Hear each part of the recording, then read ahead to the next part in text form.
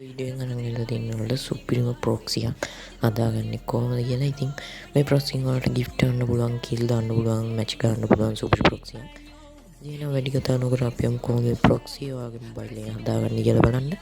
Video එකට යන්න කලින් මතක් කරනවා තාමත් game pad YouTube channel subscribe කරලා නැත්නම් subscribe කරලා වීඩියෝ එක like එකක් දාලා කමෙන්ට් එකක් දාලා හතරට share කරන්න.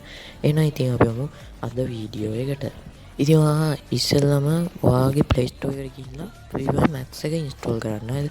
Freeware Max එක install කරන්න normal එක තිබ්බට කවන්නේ නැහැ. Freeware Max එක ඒ වුණාට install කරගන්න. මොකද කිව්වොත් අපි මේ හදන proxy එකට එන්නේ Freeware Max එකට. ඒ නිසා ගැම්මටම Freeware Max එක install කරගන්නilla set එක. Freeware Max එක install කරගත්ත පස්සේ මම පළවෙනි pin comment එකේ දාලා දෙනවා link එකක්. ඔන්න link එක උඩ touch කරලා පොඩි file එකක් තියෙනවා. ඔක install කරගන්න තමයි තියෙන්නේ. හරිද? file එකක් install කරගන්න දන්නවනේ ඉතින් ඔක්කොම. link එක උඩ touch කරලා file එක install කරගන්න. ඊට පස්සේ මචං උඹලා Play Store එකට ගිහිල්ලා ඊට පස්සේ මචං උඹලා Play Store එකට ගිහිල්ලා උඹලා මේ search කරන්න ඕනේ isetDuckTuber කියලා.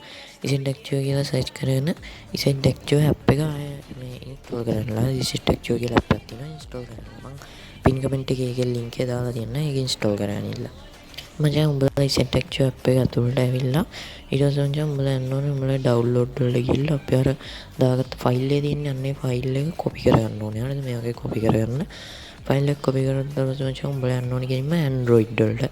Android වල යන Android වල data වලට ගිහිල්ලා Freeware Max එක හරිද? Freeware Max එක set කරලා ඒ copy කරගත්තේ paste කරනවා මචං. හරිද?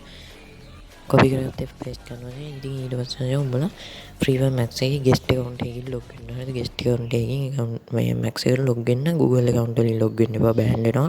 ඒක නිසා guest account එකකින්ම log වෙන්න. ඊට පස්සේ මචං උඹලා guest account එකකින් log වෙද්දී උඹලාට verify කරන්න කියන එකක් එයි. හරිද? මේ වගේ guest account එකකින් log වෙන්න මෙන්න මේ වගේ verify කරන්න කියන අංකයක් එමේ තියෙන උඩ ID එකක්. ඔන්න ඕක කොහේ හරි copy කරගන්න. හරිද?